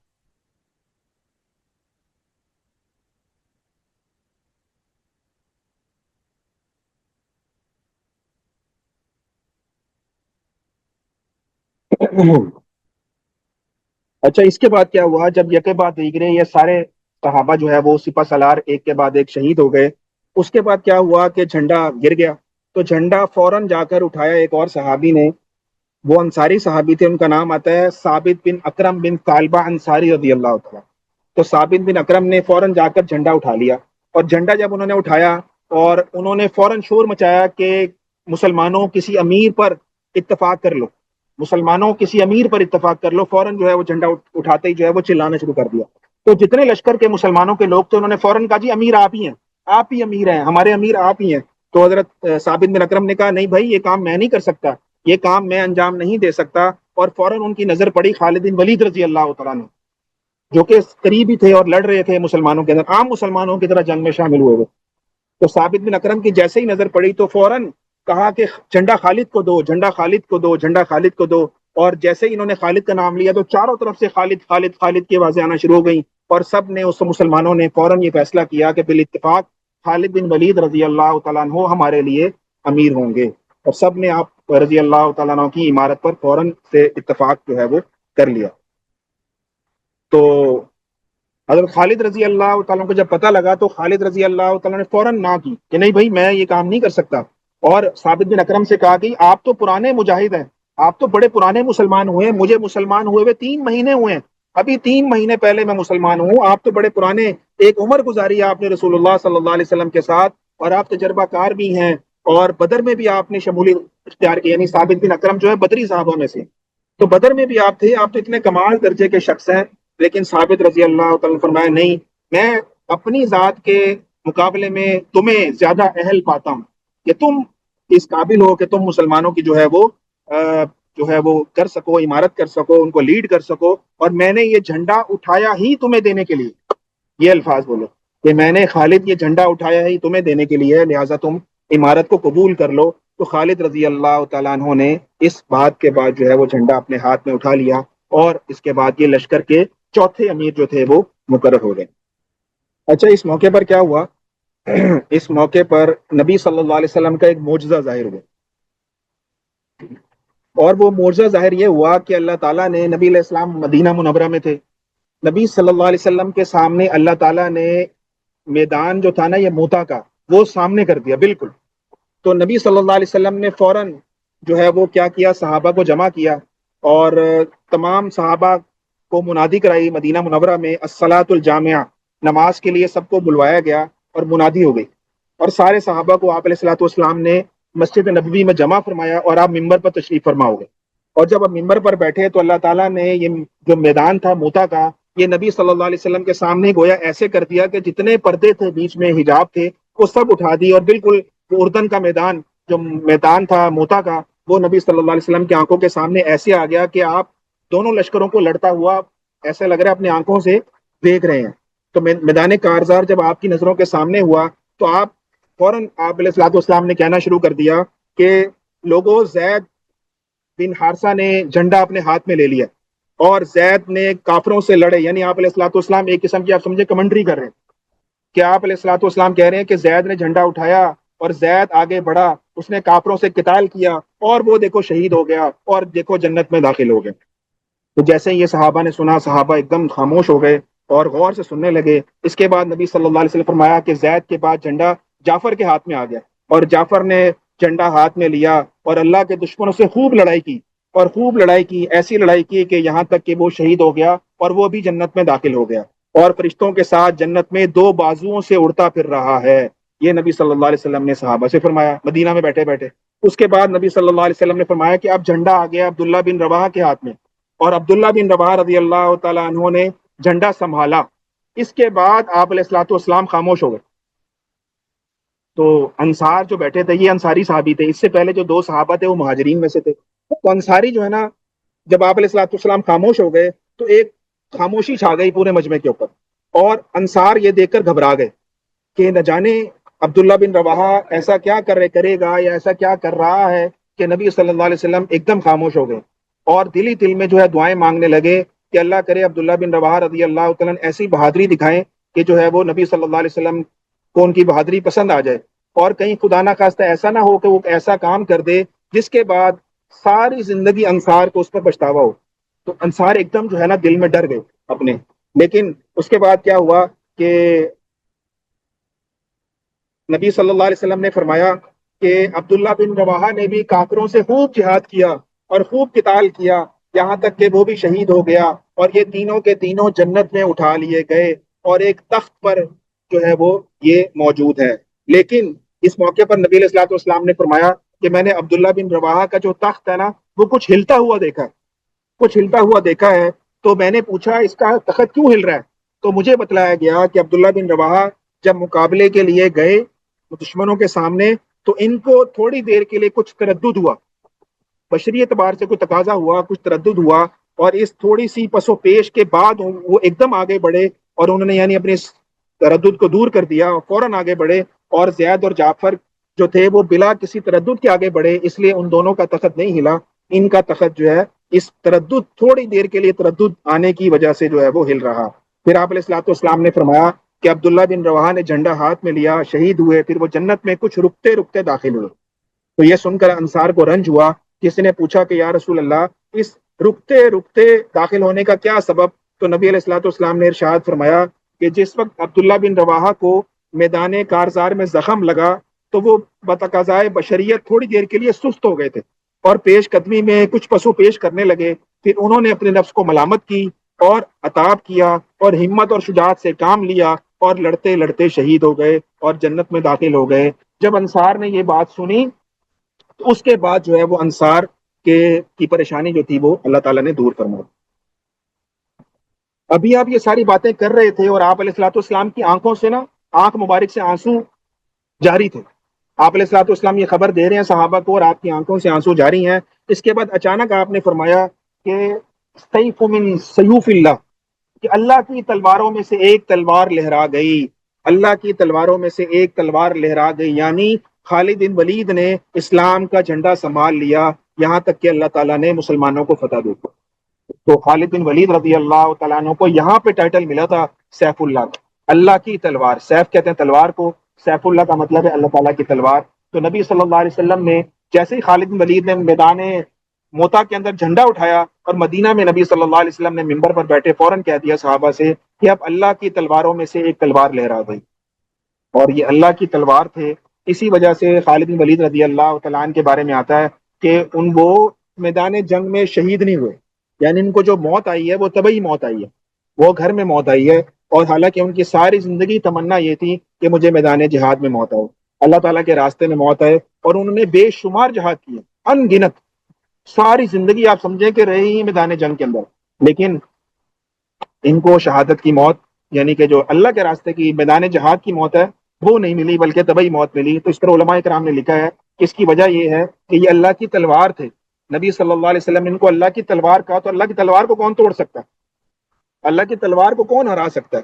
اس لیے کسی کافر کے اندر یہ جرت نہیں تھی کہ ان کو جو ہے وہ شہید کر دیتا, اس لیے جو ہے وہ ان کے ساتھ یہ معاملہ نہیں ہوا. بہرحال خالد بن ولید رضی اللہ تعالیٰ عنہ کے بعد جب تلوار آئی نا, جب یہ عمارت آ گئی, تو خالد بن ولید رضی اللہ تعالیٰ عنہ نے کیا کیا کہ اس موقع پر بڑی زبردست انہوں نے ایک کام کیا. اور وہ کام کیا کیا انہوں نے کہ جیسے ہی ان کے پاس عمارت آ گئی تو انہوں نے کیا کیا کہ فوراً سب سے پہلے انہوں نے یہ طے کیا کہ ایسا نہ ہو کہ مسلمان جو ہے وہ 3000 کے 3000 جو ہے اس معاملے میں شہید ہو جائے, کیونکہ فل میدان کارزار گرم ہوا ہوا اور 2 لاکھ کا لشکر تابڑ توڑ حملے کر رہا ہے اور مسلمانوں کے پاس بچنے کو کوئی راستہ نہیں ہے. تو انہوں نے یہ کہا، سب سے پہلے یہ سوچا کہ مسلمانوں کو اس اجتماعی ہلاکت سے کیسے نکالا جائے. تو اس کے اوپر جو ہے انہوں نے کچھ تجاویز پر غور کرنا شروع کر دیا. تو انہوں نے یہ طے کیا کہ میدان جنگ سے کنارہ کشی کرنا سب سے بہتر اور کم نقصان والا حل ہے. یعنی مسلمانوں کو کسی طرح یہاں سے بچا کر واپس لے کر جایا جائے اور ایسا کام کیا جائے کہ دشمن بھی پسپا ہو جائے، مسلمان بھی بچ جائے اور دشمن بھی جو ہے وہ اس کے دلوں میں بھی ایسا روپ بیٹھ جائے مسلمانوں کا کہ وہ 2 لاکھ کے ہوتے ہوئے بھاگ جائے واپس. انہوں نے اس بنیاد پر جو ہے کام کیا اور زبردست قسم کا انہوں نے ایک جنگی اسٹریٹجی بنائی. وہ میں آپ کو بتاتا ہوں انہوں نے کیا کیا.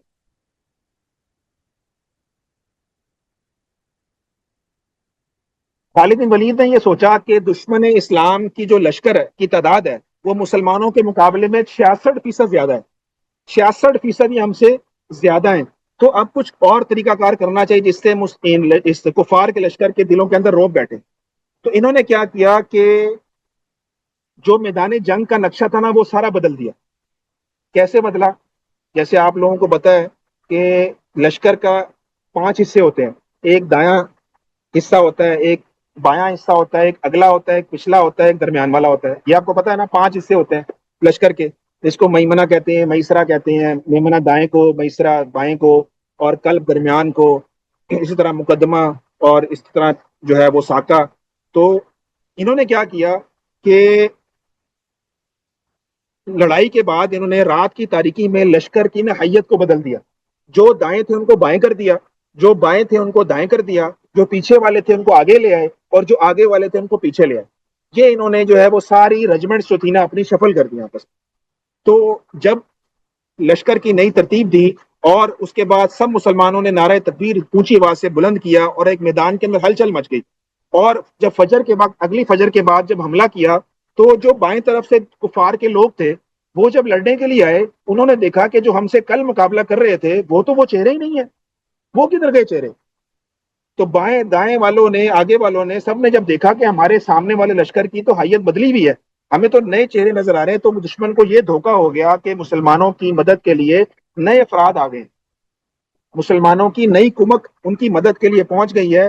تو اس جو ہے وہ بات کے بعد، اس چال کے بعد دشمن کے حوصلے جو ہے وہ ایک دم سے جو ہے وہ پست ہو گئے، اور جو پہلے جیسی چستی ان کے اندر تھی وہ ختم ہو گئی. اور اس بات کے بعد جو ہے وہ خالد بن ولید رضی اللہ تعالیٰ عنہ نے کیا کیا کہ دشمن جو اپنا لشکر تھا، اسلامی لشکر، اس کو آہستہ آہستہ آہستہ پیچھے کی طرف دھکیلنا شروع کیا. یعنی ان کو پیچھے لانے کی طرف کوشش کرنے لگے، جس سے یہ فائدہ ہوا کہ دشمن کے دلوں میں ایک وہ روب پہلے ہی بیٹھ چکا تھا کہ مسلمانوں کا نیا لشکر آ چکا ہے. تو انہوں نے مسلمانوں کی طرف آگے بڑھنے کی بجائے انہوں نے بھی بھاگنے میں عافیت سمجھی. یعنی جیسے ہی مسلمان پیچھے ہٹے تو دشمن یہ سمجھا کہ مسلمانوں کی ایک اور چال ہے کہ ہم پیچھے ہٹیں، ہم ان کے مقابلے میں جائیں، یہ پیچھے ہٹے، ہم ان کے مقابلے میں جائیں اور آگے ہمیں گھیر لیں گے. تو دشمن نے اس بات کی وجہ سے ایسا جو ہے وہ اپنے نفسیاتی طور پر کمزوری محسوس کی کہ فوراً جو ہے وہاں سے دشمن بھی واپس جو ہے وہ پلٹنا شروع ہو گیا. اور یہاں سے خالد بن ولید رضی اللہ تعالیٰ عنہ اپنے ساتھیوں کو بچا کر لے آئے، اور وہاں سے جو لشکر ہے وہ بجائے مسلمانوں کا پیچھا کرتا، وہ بھی مسلمانوں کے اس وجہ سے کہ مسلمان ہمیں گھیر کر کہیں اور کسی اور پلاننگ کے اندر ہمیں نہ مار دیں، تو وہ بھی وہاں سے جو ہے وہ بھاگ گئے. تو خالد بن ولید رضی اللہ تعالیٰ کہتے ہیں کہ مارکہ موتا کے اندر میرے ہاتھ سے 9 تلواریں ٹوٹی ہیں. 9 تلواریں، آپ اندازہ لگائیں انہوں نے کتنی تلوار چلائی ہوگی، کتنا قتال کیا ہوگا، کتنے لوگوں کی گردنیں کاٹی ہوں گی. یہ کہتے ہیں 9 تلواریں میرے ہاتھ میں آتی گئیں اور ٹوٹتی گئیں، اور آخر میں ایک یمنی تلوار تھی چھوٹی سی، وہ آخر میں میرے ہاتھ میں آئی، اور پھر سارا دن میں نے اس سے جو ہے وہ قتال کرتا رہا ہوں. تو خالد بن ولید رضی اللہ تعالیٰ عنہ کی جو حکمت عملی ہے نا، یہ ودرا کی، جو اس طریقے سے لشکر کو شفل کرنا، نفسیاتی طور پر دشمن کو کمزور کرنا، اعصابی طور پر کمزور کرنا، اور اپنی جو ہے وہ ساتھیوں کو بچا کر واپس لے آنا، یہ آج بھی بڑی کامیاب حکمت عملیوں میں سے ایک حکمت عملی جنگی اعتبار سے سمجھی جاتی ہے. تو اس موقع پر جو ہے وہ یہ معاملہ جو ہے وہ پیش آیا. تو مسلمانوں کی طرف سے اس جنگ کے اندر تقریباً 12 کے قریب مسلمان تھے، صحابہ تھے جو شہید ہوئے. صرف 12 کے قریب جو ہے وہ صحابہ جو ہے اس کو شہید ہوئے. اور ان کی میں آپ کو ان کے نام بھی بتا دیتا ہوں. یہ جو شہدائے مارکا کی پٹی ہے یہ ان کے مزار پہ لگی ہوئی ہے، جو میں نے آپ کو مزار دکھایا جس میں زید بن حارثہ کی، جعفر بن ابی طالب کی اور عبداللہ بن رواحہ کی قبر آپ کو دکھائی ہے.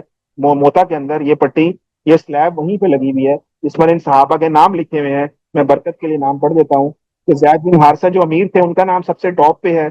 उसके बाद नाइब अमीर थे जाफर बिन अबी तालिब, और उसके बाद तीसरे नंबर पर नाइब अमीर अब्दुल्ला बिन रवाहा। उसके बाद वहाब बिन साद, इबाद बिन कैस, मसूद बिन अल असवद, अल हारिस बिन अन नोमान, सुराका बिन अमर, अबू कलीब बिन अमर, जाबिर बिन अमर, अमर बिन साद और आमिर बिन साद। ये वो मुबारक हस्तियां हैं जो कि इस मौके पर जो है वो मुसलमानों की तरफ से शहीद हुई। और इसके अलावा जितने लोग थे सब बाहिफाजत जो है वो मदीना मुनव्वरा जो है वो वापस तशरीफ ले गए। तो जब ये लश्कर मदीना मुनव्वरा पहुंचा था तो नबी सल्लल्लाहु अलैहि वसल्लम जिस तरह इनको छोड़ने के लिए गए थे, इस तरह आप अलैहिस्सलाम इनको रिसीव करने भी गए। इसी तरह आप अलैहिस्सलाम इनको जो है वो बाकायदा इनका इस्तकबाल करने के लिए जो है वो तशरीफ ले गए। और जब आप अलैहिस्सलाम जा रहे थे तो मदीना के बहुत सारे लोग आपके साथ थे जो इन मुसलमानों का जो है वो इस्तकबाल करने के लिए जा रहे थे कि मुसलमान वाकई में फतह के साथ लौटे थे। और फतह क्यों थी ये? फतह इसलिए थी कि दुश्मन एक तो पसपा हुआ, दूसरा दुश्मन ने मुसलमानों का पीछा नहीं किया, और तीसरा मुसलमानों में से सिर्फ चंद अफराद जो थे वो शहीद हुए, बाकी सही सलामत वापिस आ गए। तो जैसे ही एक जुम्मे गफीर था जो इनकी तरफ इनके इस्तकबाल के लिए मदीना मुनव्वरा के दाखिली दरवाजे की तरफ भाग रहा था, तो इस मौके पर नबी सल्लल्लाहु अलैहि वसल्लम ने फरमाया, खुजूस सबीयानी वहमिलूहुम वातूनी इब्न जाफर, कि आपने फरमाया कि बच्चों को सवारियों पर बिठा लो और मुझे जाफर का बेटा थमा दो। यानी जाफर रजी अल्लाह जो शहीद हुए हैं उनका बेटा मुझे पकड़ा दो और बाकी सारे बच्चों को सवारियों पर बिठा दो, यानी जो लश्कर आ रहा है उनकी सवारियों पर इनको बच्चों को भी सवार कर दो। तो अब्दुल्ला बिन जाफर जो जाफर के बेटे थे, नबी सल्लल्लाहु अलैहि वसल्लम के पास उनको लाया गया और आपने अपनी सवारी के आगे उनको बिठाया, उस बच्चे को अपने आगे बिठाया। और इस मौके पर सीरत निगारों ने एक और बात भी लिखी है कि जब मुसलमानों का लश्कर वापस आया मदीना में तो कुछ लोगों ने ना एक बात, अजीब बात, लोगों ने कहा कि ये तो अल्लाह के रास्ते से भाग कर आए हैं लोग, अल्लाह के रास्ते से भागने वाले लोग हैं ये तो इस नबी अलैहिस्सलाम ने ये बात आपकी कान मुबारक में पढ़ी तो आप अलैहिस्सलाम ने इस मौके पर फरमाया, लैसु बिल फुरारी वलाकिन्नहुमुल कुरार, कि ये भागने वाले नहीं, इंशाअल्लाह पलट कर हमला करने वाले लोग हैं। यानी अगर ये चाहते अगर जिस तरह ईसाई, नबी अलैहिस्सलाम का इरशाद क्यों था ऐसा कि आप अलैहिस्सलाम तो मैदान कारजार को देख रहे थे, आप अलैहिस्सलाम ने फरमाया कि जब दुश्मन पीछे हटा है तो ये पलट कर हमला कर सकते थे, लेकिन इन्होंने एक ऐसी स्ट्रेटेजी अपनाई कि अपने साथियों को, यानी कि इनकी जीत थी कि ये मुसलमान जो थे वो कुफार का ताकुब कर सकते थे, इन्होंने इस कदर मुकाबला किया, पलट कर हमला करने वाले ये लोग हैं। और ये एक बात ये भी उलमा ने लिखी है कि इसका मतलब ये भी था कि अल्लाह के नबी ये फरमा रहे हैं कि इंशाअल्लाह अगली दफा मुसलमान जो है वो दोबारा इन लोगों पर पलट कर हमला करेंगे और ऐसी जरब देंगे कि उसके बाद इनका कला कमा कर देंगे। तो ये गोया के दुआ भी थी नबी सल्लल्लाहु अलैहि वसल्लम की। तो इस मौके पर आपने उन लोगों को चुप करवाया कि ये भाग कर आने वाले नहीं है बल्कि पलट कर हमला करने वाले लोग हैं।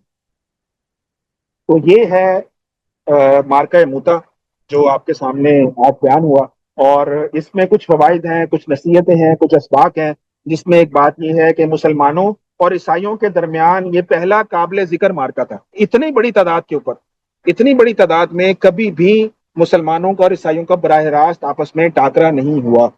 जो इस मौके पर तो ये पहला टाकरा था मुसलमानों का और ईसाइयों का। और इस जंग का फायदा क्या हुआ कि मुसलमानों को, कि इस जंग को रूमी हुकूमत के मुस्तकबिल पर ऐसा गहरा असर हुआ कि जिसके जरिए से बिल आखिर शामी इलाकों में से रूमी हुकूमत का खात्मा हो गया। यानी इस जंग के बाद जो गस्सान के इलाका था और बहुत सारे दीगर जो आसपास के इलाके थे, वादिल कुरा के और दीगर इलाकों के, वहाँ के बहुत सारे लश्कर और बहुत सारे कबाइल ने इस्लाम कबूल कर लिया।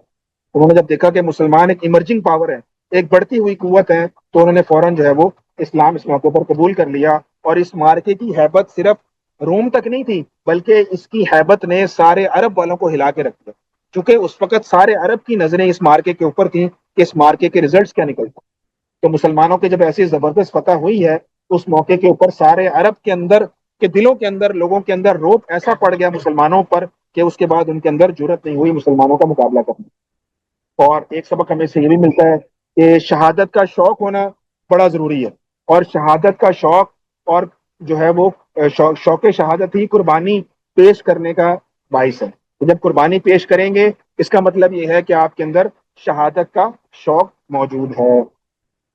और मार्का मूता का एक खसूसी इम्तियाज क्या था کہ نبی صلی اللہ علیہ وسلم نے یہ واحد جنگ ہے جس میں 3 سپہ سالار آپ نے ان کا انتخاب کیا، اور اس مارکے کی خبر آسمانوں سے نبی صلی اللہ علیہ وسلم کو دی گئی۔ کیسے کہ آپ نے فرمایا کہ زید بن حارثہ شہید ہوں گے تو تم بننا، تمہارے بعد یہ بنیں گے، تو گویا آسمانوں سے پہلے ہی نبی صلی اللہ علیہ وسلم کو اس مارکے کی افراد کی شہادت کی خبر جو ہے وہ اللہ تعالیٰ کی طرف سے دی جا چکی تھی۔ اور دوسرا اس میں کیا تھا کہ نبی صلی اللہ علیہ وسلم لائیو جنگ کے احوال کو صحابہ کے سامنے مدینہ میں بیٹھ کر بیان کر رہے، تو یہ بھی اس مارکے کا ایک خصوصی امتیاز ہے۔ اور اس کے بعد کیا ہوا کہ نبی صلی اللہ علیہ وسلم حضرت جعفر رضی اللہ تعالیٰ عنہ کے گھر تشریف لے گئے۔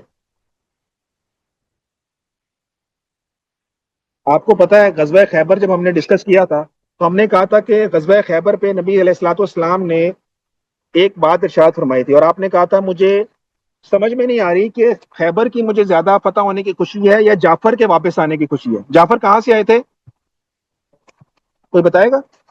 حبشہ سے آئے تھے۔ تو جعفر رضی اللہ تعالیٰ حبشہ ہجرت کرنے والوں کا وہ پہلا لشکر جو اوائل اسلام کے اندر حبشہ ہجرت کے لیے گیا تھا، اور وہ اتنے سالوں کے بعد واپس لوٹا کہاں پہ، خیبر کے اندر۔ تو خیبر آئے، اور خیبر ہوا ہے 7 ہجری میں، اور 8 ہجری میں یہ مارکا ہوا۔ تو آئے ہوئے چند مہینے ان کو ہوئے تھے اور یہ امیر بن گئے اور شہید ہو گئے۔ تو حضرت جعفر رضی اللہ تعالیٰ عنہ کی شہادت کی خوشی، جعفر رضی اللہ تعالیٰ کی واپسی کی خوشی بہت زیادہ تھی آپ علیہ الصلوۃ والسلام کو، تو اتنا ہی غم آپ کو ان کے شہید ہونے کا بھی ہوا کہ جب اس موقع پر آپ شہید ہو گئے تو رسول اللہ صلی اللہ علیہ وسلم حضرت جعفر کے گھر تشریف لے کر گئے۔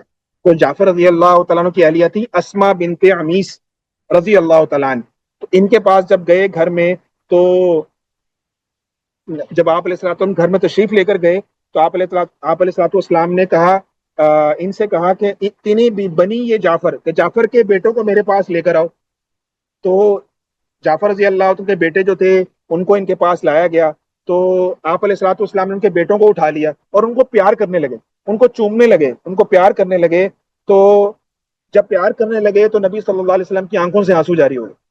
تو حضرت اسما کہتی ہیں کہ میں ٹھٹک گئی کہ کیا بات ہے، تو میں نے رسول اللہ صلی اللہ علیہ وسلم پوچھا کہ یا رسول اللہ کیا بات ہے، کیا جعفر اور ان کے ساتھیوں سے متعلق آپ کے پاس کوئی خبر آئی ہے؟ تو نبی علیہ الصلوۃ والسلام نے فرمایا اصیبوا ھذا الیوم، آج وہ شہید ہو گئے۔ تو اسما رضی اللہ عنہ کہتی ہیں کہ جب میں نے یہ خبر سنی تو ایک دم مجھے جھٹکا لگا اور ایک دم میں رونے لگی اور چلانے لگی۔ تو اس پر نبی علیہ السلام نے صحابہ سے فرمایا کہ لا تغفلوا عن آل جعفر، جعفر کے اہل خانہ کے لیے کھانا تیار کرنے میں غفلت نہ کرنا، کیونکہ یہ لوگ غم کے اندر ہیں۔ اور فرمایا کہ وہ تو سب جعفر کے صدمے میں پڑے ہوئے ہیں، اس لیے کھانا ان لوگوں کا تم بناؤ۔ تو اس حدیث سے علماء نے کچھ مسائل کا استخراج کیا، اور تخریج کیا کی ہے علماء نے اس میں لکھا ہے کہ جو خامن فوت ہو جائے کسی عورت کا، تو عورت کا رونا جو ہے نا وہ درست ہے، یعنی عورت اپنے خامن کے مرنے پر رو سکتی ہے، اونچی اونچی آواز میں بھی رو سکتی ہے۔ تو اسما بنت عمیس رضی اللہ تعالیٰ کی بات سامنے ہے کہ اگر یہ ممنوع ہوتا تو آپ علیہ الصلوۃ والسلام کو فوراً جو ہے وہ منع کر دیتے، تو آپ نے اس موقع پر اسے برا نہیں کہا یا منع نہیں فرمایا۔ تو اس سے یہ نتیجہ نکلتا ہے کہ عورت خاوند کی وفات پر رو سکتی ہے، لیکن نوحہ کرنا، پیٹنا، اپنے گالوں کو مارنا، گریبان چاک کرنا یہ حرام ہے، یہ منع ہے، یہ جائز نہیں ہے۔ اور پھر جن کے گھر فوتگی ہو جائے تو علماء نے لکھا ہے کہ پسماندگان کے لیے کھانا تیار کر کے بھجوانا بھی مستحب ہے، کہ اگر کسی کے گھر کوئی فوتگی ہو جائے تو پھر آس پڑوس کے لوگوں کو یا برادری کے لوگوں کو چاہیے کہ ان کے گھر جو ہے وہ کھانا تیار کر کے بھیجیں، کہ یہ بھی مستحب عمل ہے، کہ یہ بھی ان کے ساتھ ایک قسم کی آپ سمجھیں کہ غم خاری کا اظہار جو ہے وہ کرنا ہے، دکھ سکھ بانٹنا ہے، اصل مقصود یہ ہے۔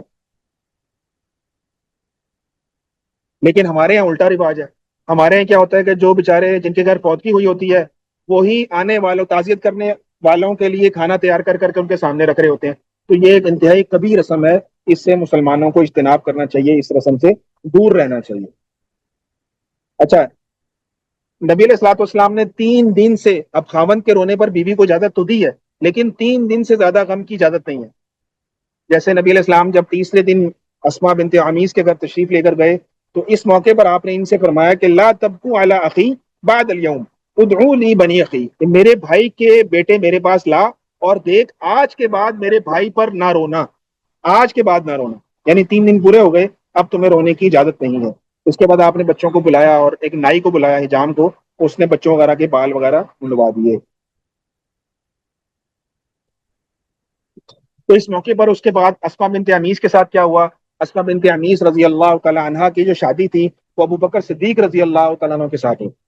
ابو بکر صدیق رضی اللہ انہوں نے انہیں نکاح کا پیغام بھیجا، جس کے بعد انہوں نے قبول کر لیا اور ان دونوں کا نکاح ہو گیا۔ اور اس کے بعد ابو بکر صدیق رضی اللہ تعالیٰ کے بیٹے تھے محمد بن ابی بکر، وہ انہی کے بطن سے جو ہے وہ پیدا ہوئے۔ اور ابو بکر رضی اللہ تعالیٰ عنہ کی وفات کے بعد ان کا نکاح ہوا حضرت علی رضی اللہ تعالیٰ عنہ، اور ان سے بھی ان کی اولاد جو ہے وہ اللہ تعالیٰ نے اولاد سے ان کو نوازا۔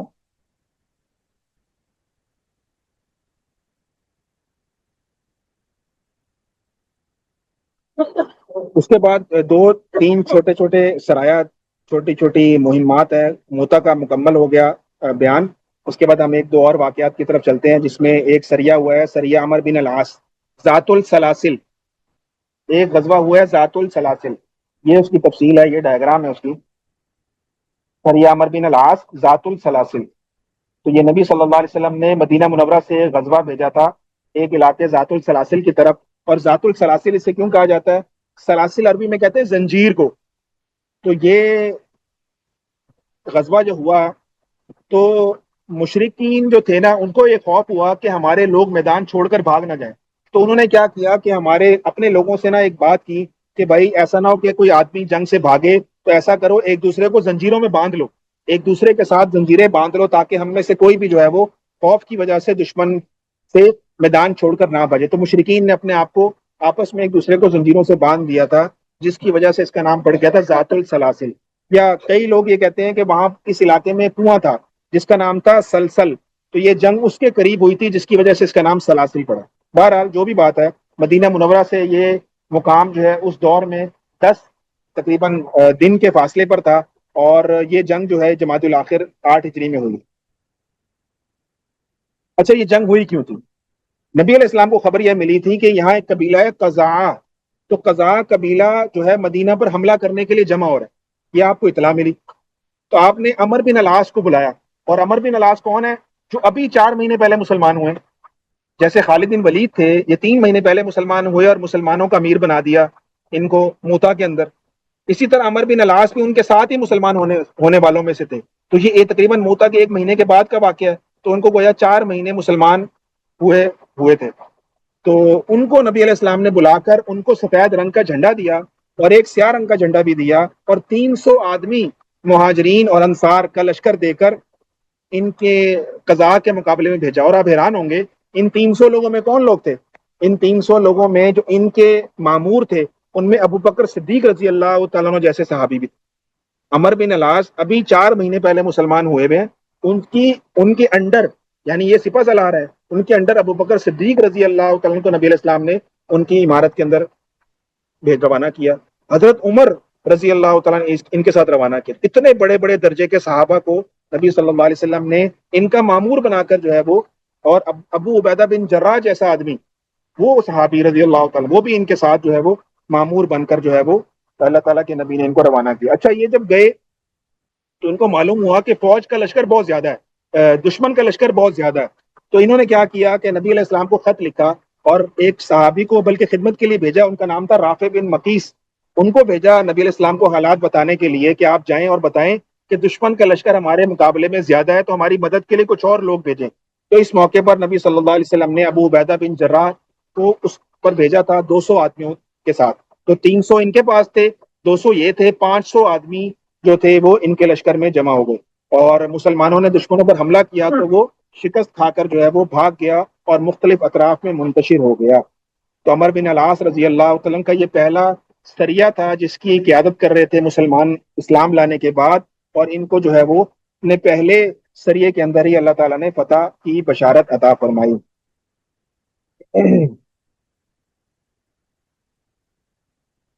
تو یہ وہ ذات السلاسل کا واقعہ ہے جو کہ اس موقع پر پیش آیا۔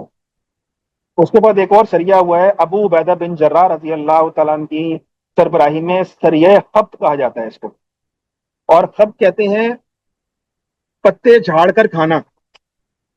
اور یہ کیوں کہا جاتا ہے اس کو کہ اس سریے کے اندر مسلمانوں کے پاس جو توشہ تھا نا کھانے کا، وہ ختم ہو گیا تھا، تو مسلمان درختوں کے پتے جھاڑ جھاڑ کر کھانے پر مجبور ہو گئے تھے، اس لیے اس کو سریۃ الخبط بھی کہا جاتا ہے۔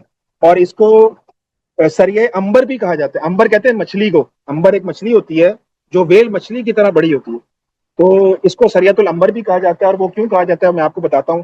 جیسے آپ دیکھ رہے ہیں سمندر کے بالکل کنارے یہ سریا پیش آیا تھا، اور اللہ تعالیٰ کے نبی صلی اللہ علیہ وسلم نے قبیلہ جوہینہ تھا اس پر حملہ کرنے کے لیے یہ صحابہ کو بھیجا تھا۔ اس لشکر میں حضرت عمر بھی تھے، حضرت جابر بن عبداللہ بھی تھے۔ تو چلتے ہوئے کیا ہوا کہ سب لوگوں نے کچھ نہ کچھ کھانے پینے کی چیزیں رکھ لی، اور لیکن کیا ہوا کہ وہ کھانے پینے کی جو چیزیں تھیں وہ آہستہ آہستہ آہستہ آہستہ ختم ہو گئی۔ تو امیر لشکر نے کہا بھائی یہ تو ختم ہو رہا ہے سامان کھانے پینے کا، ایسا کرو جس کے پاس جتنا سامان ہے سارا میرے پاس جمع کرواؤ، میں اپنی مرضی سے یعنی اپنے حساب سے لوگوں کو تقسیم کروں گا۔ تو سب لوگوں نے جو کھجوریں وغیرہ تھیں سب امیر کے پاس رکھوا دیں۔ امیر نے وہ سارا کھانا اکٹھا کر لیا اور کچھ نہ کچھ تھوڑا تھوڑا سب لشکر والوں کو کھانے کے لیے دیتے رہے۔ تو صحابہ کہتے ہیں کہ ہمارے درمیان ایک کھجور روزانہ ہمیں ملتی تھی، جب وہ غذا تقسیم ہوتی تھی تو ایک کھجور ایک صحابی کے حصے میں آتی تھی۔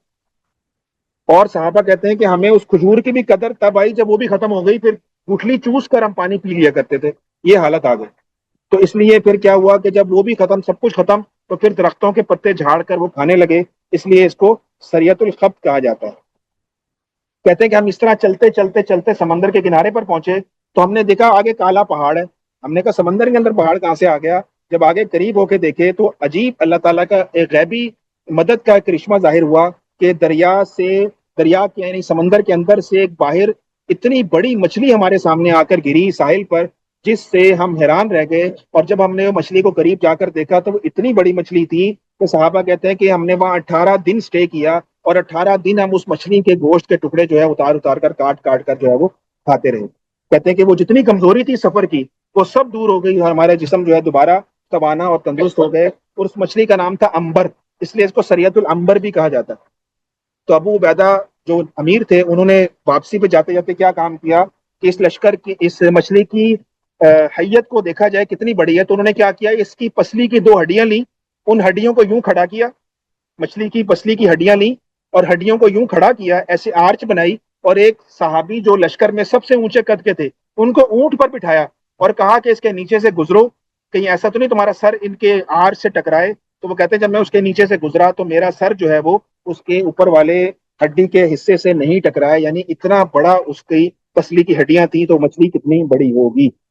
تو یہ بھی واقعہ یہاں پیش آیا۔ اور مدینہ منورہ واپس آئے تو نبی علیہ السلام سے اس سارے واقعے کو بیان کیا صحابہ نے، تو آپ علیہ الصلوۃ والسلام نے فرمایا کہ اللہ تعالیٰ کی طرف سے تمہارے لیے رزق تھا جو اس نے تمہارے لیے بھیجا تھا۔ پھر نبی علیہ السلام نے فرمایا ارے تمہارے پاس کسی کے پاس اگر اس کا کوئی گوشت کا ٹکڑا موجود ہے تو وہ مجھے لا کر دو۔ تو چنانچہ ان کے پاس موجود تھا، صحابہ نے پیش کیا نبی صلی اللہ علیہ وسلم کو، تو آپ علیہ الصلوۃ والسلام نے اس گوشت کو تناول فرمایا۔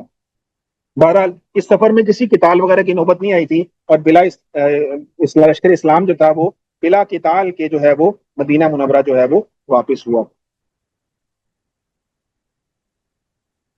اور اس کے بعد بس 2 باتیں اور۔ ایک سریہ ابو قتادہ انصاری رضی اللہ تعالیٰ عنہ کو نبی علیہ السلام نے بھیجا تھا خزیرہ میں اور بطن عزم کی طرف، یہ 2 مہمات پر اللہ تعالیٰ کے پیارے نبی صلی اللہ علیہ وسلم نے ان کو بھیجا تھا، ایک خزیرہ اور ایک بطن عزم کی طرف۔ اس کا میں چھوٹا سا آپ کے سامنے بیان کر دیتا ہوں کہ وہ کیا تفصیل ہے اس کی۔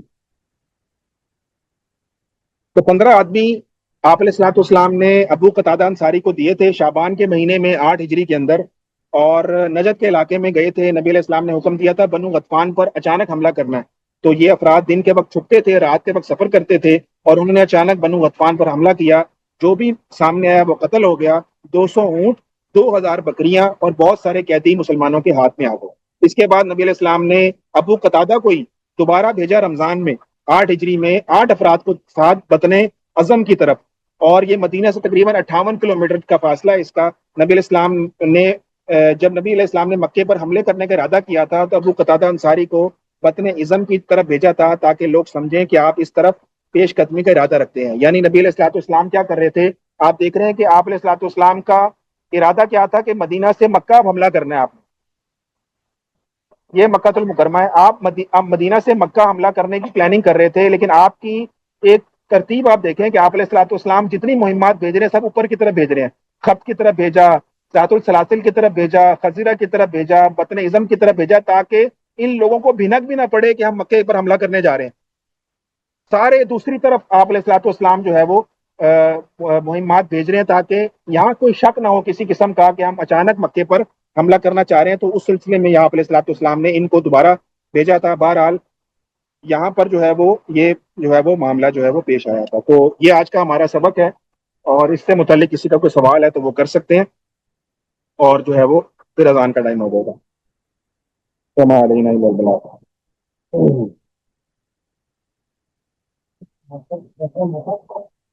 غزوہ، یہ سوال ہے جی، اس کو غزوہ موتا کیوں کہا جاتا ہے؟ یہ تو جنگ ہے، یہ تو سریہ تھا، اس میں آپ علیہ الصلوۃ والسلام نے خود شریک نہیں ہوئے، پھر اس کو اکثر کتابوں میں غزوہ موتا کیوں لکھا گیا، یا ہم بچپن سے غزوہ موتا کیوں سن رہے ہیں؟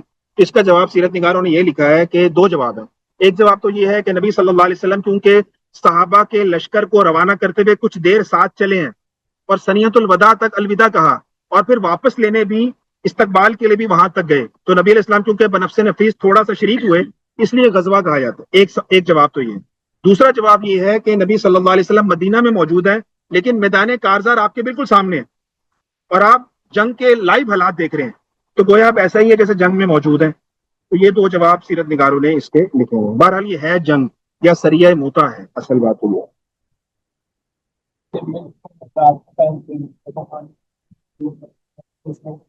دن تو خیر میں نے ابھی تک نہیں پڑھا، یہ پار کر لیتے ہیں سوال، نیکسٹ کلاس میں بتا دوں گا آپ کو کہ اگر کہیں مل گیا تفصیل اس کے کتنے دن جو ہے یہ لشکر جو ہے لڑتا رہا۔ دعا کر لیں۔ الحمد للہ رب العالمین والعاقبۃ للمتقین والصلاۃ والسلام علی رسول الکریم اللهم صل وسلم على نبينا محمد اللهم صل على محمد النبي الأمي وعلى آله وسلم تسليما صلى الله تعالى على خير خلقه محمد وآله وصحبه أجمعين برحمتك يا أرحم